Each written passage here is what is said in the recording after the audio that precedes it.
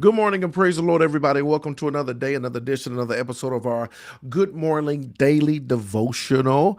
So glad, so happy, so excited, so ecstatic to have this opportunity on this Sunday, March 26th, to lead you in yet another grief devotional. This is the daily grief devotional that is strategically designed to help you to navigate through your grief one day at a time.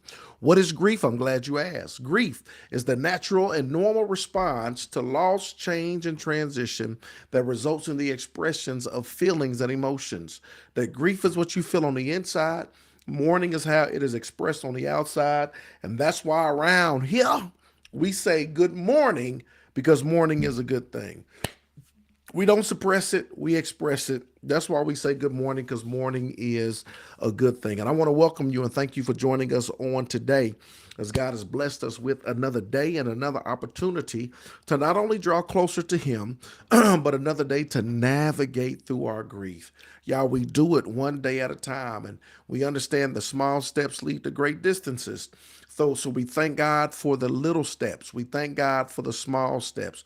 We thank God for the opportunity to navigate through everything that we're feeling and dealing with. So thank you for joining us. Come on in this virtual space and place. You know, on Sundays we keep it short because we're preparing our hearts and our minds to go to the house of God. And so I want to jump right in on today. Today is day 85. Today is day 85. We're going to talk about how a broken heart is a broken heart. How a broken heart, my brothers and sisters, is a broken heart.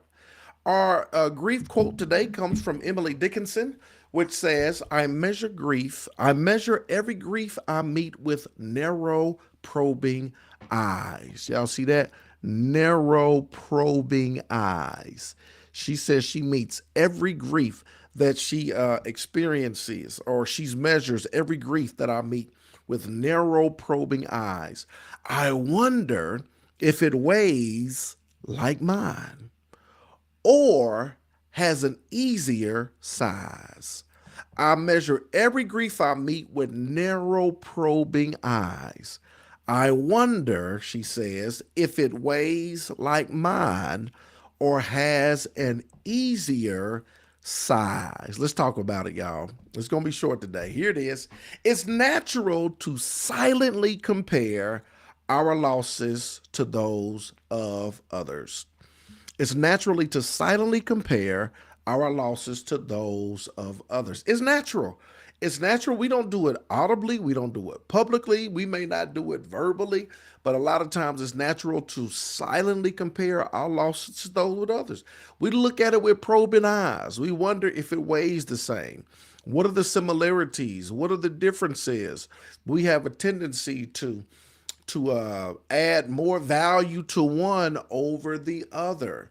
We have a tendency to exalt some and to maximize some and to minimize others, to exalt some and to abase others.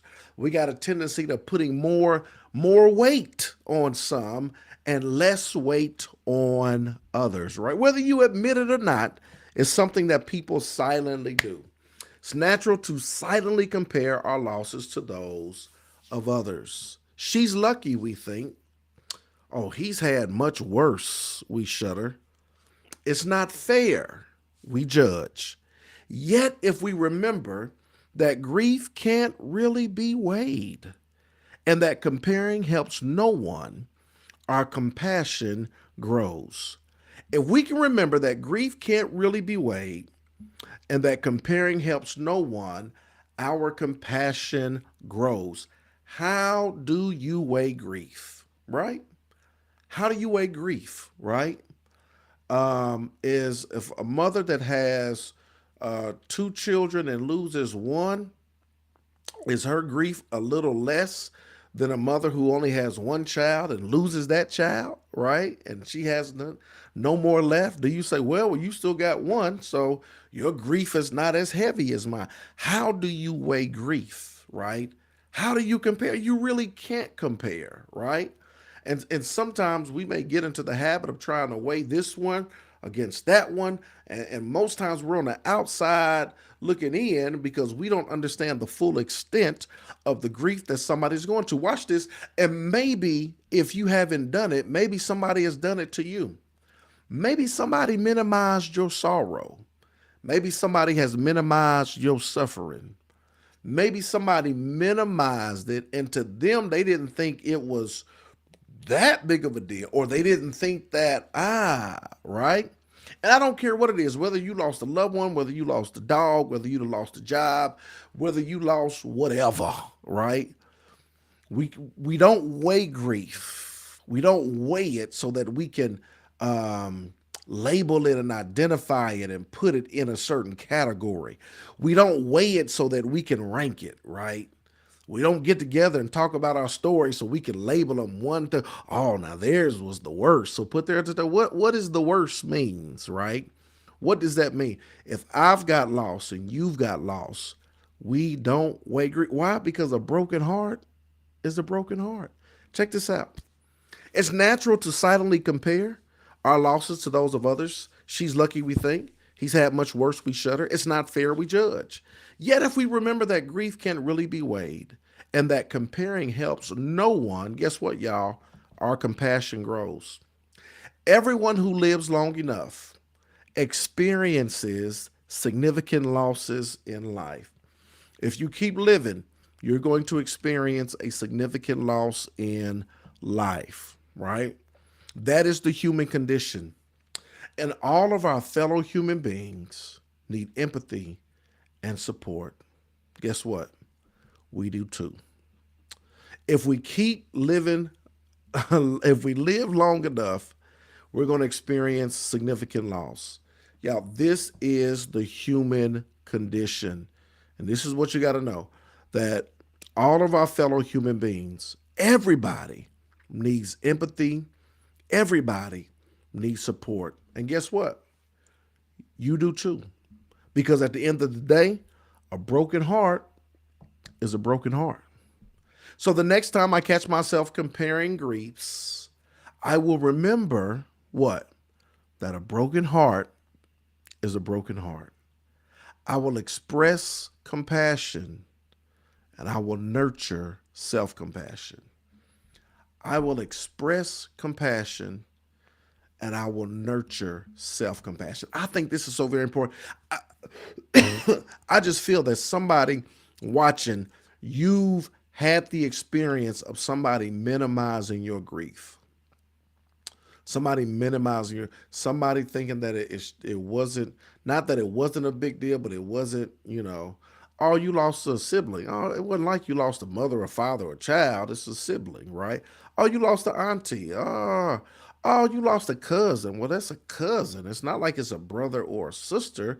You lost a cousin, right? Not knowing the significance of the connection, not knowing how you were connected, not knowing that regardless to how you view and identify and categorize what a cousin is, right? We may define it totally different, and our experiences are totally different. So you cannot try to categorize or rank my grief, right? We all experience grief. We all have significant losses. And we got to know and understand that a broken heart is a broken heart. So we don't want other people minimizing our grief experience. And likewise, we too don't want to minimize other people as they navigate through loss, change, and transition, right?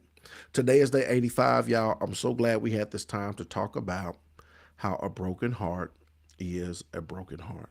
Now, it's Sunday. I didn't do this with the other group, but I'll do it with you. If y'all got questions real quick, I would love the opportunity to be able to answer any question that you may have real quick, real fast, if you got it. Y'all tend to be a little bit quiet for the most part, but any question that you may have as it relates to this, I appreciate y'all always showing up. Just know and remember, every single day we're here at 8 a.m.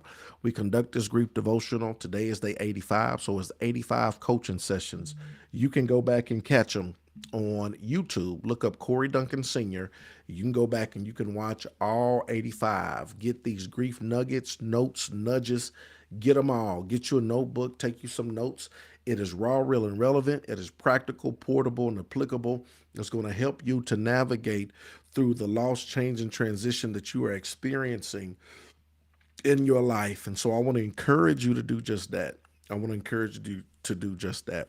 No questions or comments are coming through. I love y'all with the love of the Lord. I appreciate y'all. Look, if you don't have a place to worship on today, I would love to see you facing the place at the City of Hope Community Church, 10607 East 56th Street. If you cannot get out in person, feel free to watch virtually. You can tune in virtually and catch our virtual service. It will bless your whole entire life. I appreciate each and every one of y'all.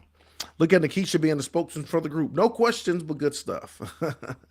Thank you. No, thank you, Nikisha. I appreciate you. Thank you for tuning in. Thank everybody for tuning in. I hope and pray you have a sensational Sunday and a wonderful weekend. I'll see you tomorrow at 8 a.m. for another Grief Devotion.